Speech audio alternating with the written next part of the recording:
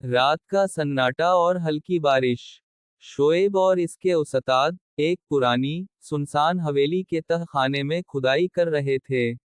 मकामी लोगों के मुताबिक यहाँ किसी जमाने में एक जादूगर रहता था जिसने एक मंतरशुदा खोपड़ी तैयार की थी। खुदाई के दौरान जमीन के नीचे से एक सियाह खोपड़ी बरामद हुई। उसकी आंखों में सुर्ख चमक थी, जैसे कोई अंदर से घूर रहा हो। शोएब ने खोपड़ी को छूते ही एक झटका महसूस किया, जैसे बिजली का करंट हो। अचानक इर्द गिर्द का माहौल बदल गया, धुंध छा गई, और सर्द हवाएं चलने लगें। उस्ताद ने फौरन कहा, इसे मत छूना, ये वही चीज है जिसका गांव वाले जिक्र करते हैं। मगर शोएब के दिल में एक अजीब कशिश पैदा हो चुकी थी। वो खोपड़ी को बैग में रखकर अपने कमरे में ले आया। अगली रात शोएब को अजीब ख्वाब आने लगे।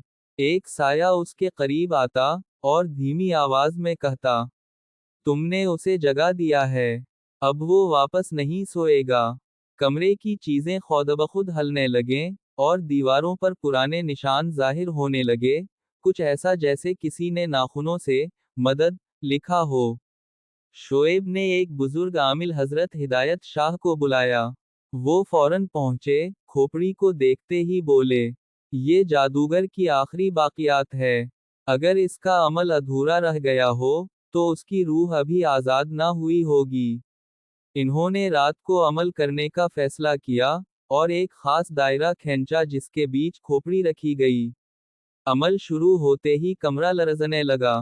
खोपड़ी से धुआं निकलने लगा, जिसने एक साया इख्तियार कर लिया। वो साया आहिस्ता आहिस्ता बोलने लगा, तुमने मुझे जगाया, मगर मुकम्मल निजात नहीं दी। अब या तो मेरी जगह लो, या किसी और को दो। शोएब हैरान, खौफजदा और उलझा हुआ खड़ा रहा। आमिल की आंखों में बेयकीनी थी। अचानक चिराग बुझ गया। सुबह हुई, और वो हवेली फिर से सुनसान थी। लोगों का कहना है कि शोएब को आखिरी बार उसी रात देखा गया था। लेकिन अगर आप उस हवेली के करीब से गुजरें, तो बाज औकात एक नौजवान की आवाज सुनाई देती है, क्या तुम मेरी जगह लेने आए हो? क्या शोएब ने खोपड़ी को पाक कर लिया, या वो खुद इसका हिस्सा बन गया? ये राज आज भी दफन है।